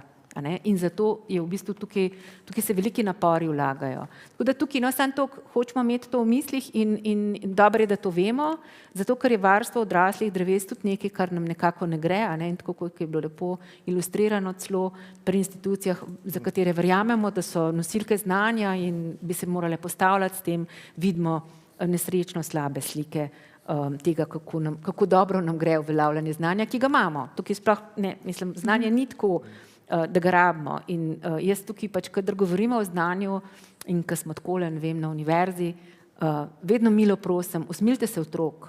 Mi veliko delamo z otroci. Otroci v resnici tega usposabljanja ne potrebujejo. Otroci to absolutno razumejo. Oni so že na pravi poti. Mi smo tisti, ki jih navadimo, na drugačne standarde. Mi smo tisti, ki palmovo olje pa pokošeno travo v njihova življenja prinesemo. Tako da tukaj se ne smemo zaleteti v vrtec in v šolo na ta način, da bi tam otroke hoteli učiti, tam jim moramo samo omogočati, da se izrazijo in da lahko živijo tako, kot se jim zdi fajn in jasno. Strašno veselje imajo z vrtovi, tudi če hočete z obrezovanjem žive meje, z opazovanjem dreves, tudi če bi treba sam travo malo postrižiti. To je vse jim v veselje. Tako da, ampak omogočanje, mislim, da je ključna beseda je omogočanje pri tem. Tako, mogoče to. Doktorica Simoneti je omenila tudi, da otroci radi vrtnarijo. Zdaj bi lahko recimo tudi arhitekti nekako spodbujali urbano kmetijstvo. Mesta niso samooskrbna, to je nekako jasno. Se pa evropska mesta nekako spodbuja, da bi se vedno več ukvarjala s tako imenovanim urbanim kmetijstvom. Na strehah recimo. Zelene strehe, urbano kmetijstvo, to je nekaj drugega. Lahko bi na balkonih nekaj gojili. Če imamo na balkonu paradižnik, nekaj začimb, smo nekako že šteti pod urbane kmetovalce. To bi lahko spodbujala arhitektura. Ja, sej mislim, tako kot na nek način vrtički so priljubljena popoldanska aktivnost. Mislim, da vseh ljudi, ki živijo v teh stanovanjskih naseljih, tudi jaz imam doma balkon, kjer sem ga v času covida spremenila v visoko gredo in z veseljem v bistvu kar se da, pač gojim tam neke solate. Tako da jaz mislim, da arhitektura bi morala omogočati, kot pravi Maja, in spodbujati ljudi k temu, da se sami oskrbujejo. Mislim, da je to zdravo v vseh pogledih. Mislim, da je Dario Cortese pred leti napisal, najboljša hrana je tista, ki si jo sami utrgamo ali pa vsaj tudi vzgojimo. Skozi to se mi zdi, da je tudi najbolj zdrava tista hrana, ki je takoj prinešena na krožnik. Tako da arhitektura lahko, vkolikor ima možnosti, gradi na tak način, da ljudem to omogoča, da si ali na balkonu ali na terasi ali na skupnih terasah nekaj zelenjave pridelajo sami. Kot sem vam omenila, je bil pred leti objavljen članek, mislim, da enega profesorja upokojenega, ki si vso hrano, ki jo potrebuje, vključno s karfiolo in z vsem, pridela na strehi svoje hiše. Tako da mislim, da je to ena lepa spodbuda, tako v tem širšem smislu, da skrbimo za kvaliteto svojega življenja. Arhitektura pač je pogosto odvisna tudi od tistih, ki jo gradijo, ki nam jo omogočajo, ki so toliko daljnovidni, da to pravzaprav omogočajo. In vsa ta gradnja, stanovanjska gradnja, ki bo potekala, bi morala na nek način to vključevati. Pa dejansko, če gledate tudi najdražja stanovanja, ki so v Ljubljani, recimo Schellenburg, nima toliko sonca, žal ta stanovanja nimajo toliko sonca in vsa so iz betona, niti nobenih vrtov nimajo na strehi, da bi lahko bila spodbuda za teh 8.000 evrov na kvadratni meter do 12, da bi ljudem to kvaliteto bivanja zares ponudila, kar je žalostno. Doktorica Cvejč, vas sem želela vprašati, v mestu se pa pravzaprav srečujemo tudi z invazivnimi vrstami. Te so grožnja za biodiverziteto, predvsem so tudi grožnja za naše avtohtone rastline. Zdaj, vi ste imeli projekt, v katerem pa ste pravzaprav iz teh invazivnih vrst japonskega dresnika naredili gnojilo, se pravi odstraniti nekaj, pa vseeno mestu nekaj dati. Je bila vaša filozofija? Ja, to je res. Tukaj v bistvu smo se navezovali ravno na to urbano vrtnarjenje, urbano kmetijstvo, pa preden se navežem na invazivke, pa njihove možnosti, njihove predelave. Tukaj je zelo zanimivo, to urbano kmetijstvo je postalo tudi predmet na Univerzi v Ljubljani v okviru prenove študijskih programov. Se pravi, to je se zaznalo kot neka posebnost, nekaj, v kar bi se študenti, oziroma vidimo potrebo, da bi študente tudi usmerili z specifičnimi znanji. Moram pa tukaj opozoriti, da je to področje zelo široko. Ko govorimo o vrtičkih, je to nekaj drugega, balkonske grede ali pa potem predelava na tleh, a ne, nekje v bližini hiše ali pa v nekih zagrajenih vrtičkarskih območjih. To je zelo drugače od tega, kar je urbana pridelava hrane pa na zelo visoko tehnološkem nivoju. A ne. Mesta, ki so mnogo bolj tehnološko razvita, se pravi, kakšna azijska, ne, pa grejo tukaj v neke bolj, v zelo drugačne predelave hrane, kot mi govorimo o samooskrbi, a ne. Tam pa je, mislim, da vloga arhitekture, a ne, pri umeščanju teh velikih rastlinjakov, a ne, ki v bistvu so znotraj med stavbami, a ne, to je pa čista neka druga vizija, a ne, prostora, ki tudi zelo zanimivo verjetno tudi vpliva, ne, na sliko mesta. Zdaj navdušuje. Se navdušuje za to. Ja, da vse, kar so ta opuščena industrijska območja ali hale, kakorkoli, da se izkoriščajo kot rastlinjaki. Tukaj bo en zanimiv primer, relativno blizu. Tam je bilo zraven avtobusne postaje, je eno jama. Onkraj gradbišča. Tako, gradbišče, ki je bilo v bistvu spremenjeno v to je bil dobro, delno, eksperimentalni teritorij. Zdaj, če se vrnem nazaj pa na invazivke, tukaj v bistvu nas v tem konceptu urbane pridelave hrane nas je v bistvu žulilo, so nas hranila, zanimala, kje pridobiti hranila, in tukaj smo razmišljali o tem, ali se da neko nezaželeno biodiverziteto, neko nezaželeno maso v prostoru, pa spremeniti v nekaj koristnega. Ne? In tukaj je ta cikel, ki smo si ga želeli nekako raziskati, ravno to krožno gospodarstvo, kroženje snovi v mestih in kako bi lahko del stroškov za vzdrževanje, odstranjevanje teh površin potem nazaj vračali skozi nek tak ekonomski model. Jasno, nismo prišli do tržnega produkta, smo pa naredili 3 magistrske naloge na tem področju, kar je zelo veliko. Torej, japonski dresnik smo, ni pravi izraz poželi, ampak rečemo posekali, odstranili, nabrali. Brez korenin. In ga potem sesekljali, inokulirali z mikroorganizmi, efektivnimi mikroorganizmi, fermentirali in potem iz tega razvili gnojilo, primerljivo hlevskemu gnoju. Hlevskega gnoja nimamo zelo veliko v urbanih območjih. In potem to gnojilo uporabljali za dognojevanje v pridelavi vrtnin, v lokalnem okolju. In to so bile ene zelo zanimive vsebine, ki smo jih raziskovali tako z področja biotehnologije, kaj naredi zdaj ta fermentacija za dostopnost hranil iz dresnika, kako se spremenijo te sestavine, kaj to pomeni za samo rast rastlin in pa zdravje tal. Drugi fokus, ki je bil, je, ali bi uporabniki bili pripravljeni plačati za tako gnojilo. Jasno, večina odgovora je bila, če imate karolo tega, pridite, bomo probali, imamo vrtičke, bi poskusili najprej brezplačno, potem pa mogoče, če vidimo, da je učinek, pa smo pripravljeni plačati nekaj za to gnojilo.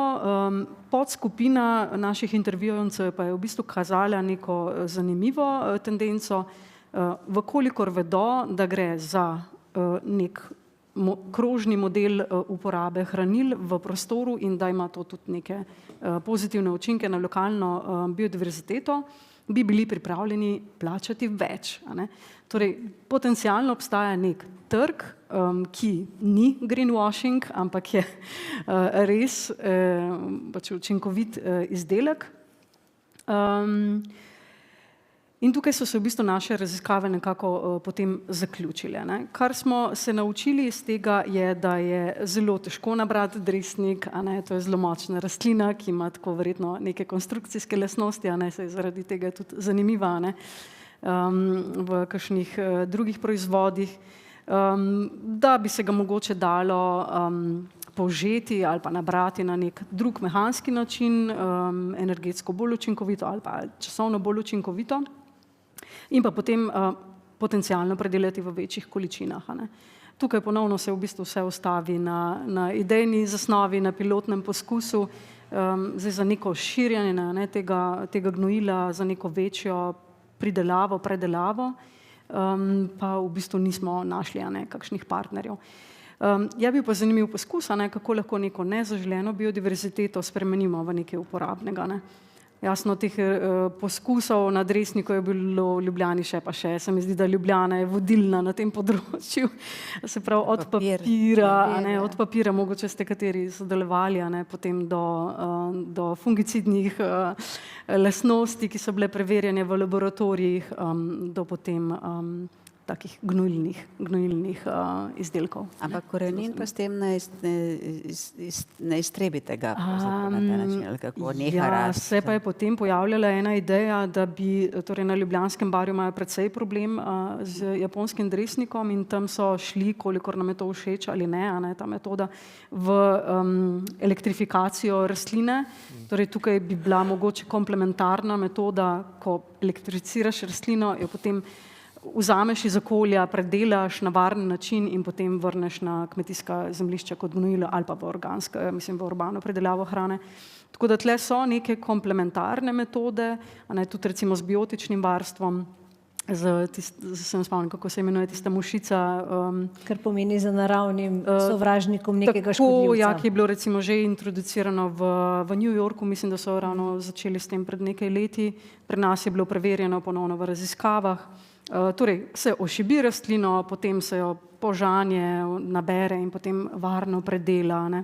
Zdaj, zakaj je bila tukaj nam fermentacija pomembna, je, da se nič ne izgubi, nič se ne odcedi nazaj v tla od hranil in nič ne izhlapi. To je zaprt sistem, ki ga predelaš z mikroorganizmi in potem tle v bistvu možnosti širjenja ni. Tudi biologi so dokazali, da je s tako predelavo možno tudi semenske dele. Korenine pa niso zelo dobrodošle, ker imajo veliko resveratrola, ki bi zavirali. Ampak ponovno zraste z teh korenin, ali ne? Raste iz korenin, ampak elektrifikacija ubije tudi ta koreninski del. Sicer pomori tudi velik del talnih mikroorganizmov, ampak računamo na to, da se obnovi ta del. Tako zelo zanimiv primer. Zanimivo. Najlepša hvala vsem. Mogoče samo še zadnje vprašanje za vas. Zdaj, govorili smo o tem, kaj je ljudem všeč, na kaj se odzivamo, ali bi bili pripravljeni kupiti gnojilo, ki je iz invazivnih vrst, ki jih odstranimo iz mesta. Odgovor je bil pozitiven. Kdaj pa so neki ukrepi pravzaprav uspešni, učinkoviti? Kdaj ljudje pravzaprav za neko stvar rečemo, da bomo to sprejeli in se tudi mi na ta način obnašali? Mislim, da je poistovetenje ključno tukaj. Ampak brez participacije, brez soudeležbe ni občutka, da si ti soudeležen in da je to tudi tvoj projekt in da so rezultati tega projekta tudi nekako tvoja zasluga, bi se reklo. Ne? Če obstaja ta distinkcija, tako kot sem začel, če obstaja ta distinkcija med strokovnim pristopom, ki ne komunicira, potem ima ves čas probleme, tudi če dobro misli, pa če dobro naredi, je ves čas v nemilosti javnosti, bi se reklo. Ne? Se pravi, čustvena upletenost nas posameznikov, ki smo. Absolutno, mora biti javnost, tako kot smo začeli govoriti na ekonomiji o participativnem proračunu in se nam zdi to velik korak naprej, bi morali govoriti o participativnem urbanizmu, ali kako bi temu rekli potem. Ne? Odlično, jaz se vam vsem najlepše zahvaljujem za to, ampak preden končamo, bi pa vsakega od vas prosila, ampak res samo stavek. Kaj je tisto sporočilo, ki ga želite, da bi si poslušalci odnesli domov? Se pravi, kaj je tisto, kar se vam zdi z vašega področja najbolj pomembno? Res, stavek. Kako ohranjati biodiverziteto v mestih, kaj je tukaj pomembno, nekaj, kar si bomo zapomnili in o tem razmišljali. Zelo na kratko, doktorica Simoneti. Ne vem, če znam na kratko. Meni se zdi najbolj pomembno to, da bi nekako po eni strani si priznali, kako je pomembna narava za naše življenje, se spomnili osnovne šole, fotosinteze, tega, kaj rastline delajo za človeka in razumeli vlogo v celotnem krogu življenjskem, če hočete, in ustvarjanju bivalnega okolja in to prenesli potem v vsakdanjo rabo in prakse in delovanje, kjerkoli pač že smo in iskali zaveznike pri tem, da dosežemo želene cilje. Profesor Simonič. Nisem najboljši v tem. Enkrat so me že na televiziji s tem sočili, pa v bistvu sem že vse stvari povedal, da je treba, da znanje prihaja, znanje okolje prihaja z različnih virov in da je treba to znanje integrirati, s tem dosežeš pač neko družbeno pripadnost določenim projektom. Tako kot se nihče ne sprašuje o tem, ali je res Prešeren naš najpomembnejši pesnik, bi morali doseči, da se ljudje ne bi spraševali, a je biodiverziteta vrednota v mestu. To mora biti, Odlično, ne. zelo dober stavek. Profesor Humar. Mislim, da je prav, da je dobro, da vsi stopimo iz neke svoje cone obdobje, naredimo tisto, kar je prav, ne tisto, kar nam paše, in da iščemo, če rečem inženirsko, globalne optimume, ne pa lokalnih. Tudi zelo dobro pravzaprav je tista naša, kako bi lahko rekli, udobnost, ki veliko krat povzroča tudi negativne vplive na okolje. Profesorica Zorec? Mislim, da ljudje nasplošno prepoznajo, kaj je prav, da tako kot je Maja povedala, nosimo gost na nek način v sebi in tudi otroka v sebi, zato si je treba ljudem pravzaprav odpreti oči, da najdejo pot do tega svojega bistva, ki mislim, da vse globoko spi. Tako da Zbudimo se. jih je treba zbuditi. Doktorica Cvejić? Ja, zdaj govorim iz lastne izkušnje. Najbolj nore ideje pri načrtovanju prostora mestnih zelenih površin in pa produktov iz mestnih zelenih površin so se meni porodile, ko sem sodelovala z arhitekti, krajinskimi arhitekti, dizajnerji, z popolnoma nepovezanimi akademsko tudi prebivalci mesta, ko smo zares skupaj se pogovarjali, se poslušali in preizkušali nore ideje. Velikokrat civilne iniciative ali pa skupine posameznikov pokažejo pot na Mars ali pa celo vzporedno vesolje in potem, če narediš vsaj en delček od tega, je kot da bi šel v vzporedno vesolje. Tako da zelo cenim to izkušnjo. Odlično. Mislim, da smo vmes nakazali na veliko problemov in pokazali tudi to negativno plat, zakaj se pravzaprav določene stvari ne zgodijo, zakaj je biodiverziteta ogrožena, zakaj znanje ne pride na plano. Vi pa ste končali pravzaprav zelo pozitivno, da znanje je in da se vse stroke med seboj povezujete in v tem je pravzaprav rešitev. Še enkrat bi se vsem lepo zahvalila. Z nami so bili docentka doktorica Rozalija Cvejić, profesorica Maruša Zorec, profesor dr. Miha Humar, profesor dr. Peter Simonič in doktorica Maja Simoneti. Najlepša hvala. Najlepša pa hvala tudi vam, ki ste nas poslušali. Hvala. Hvala.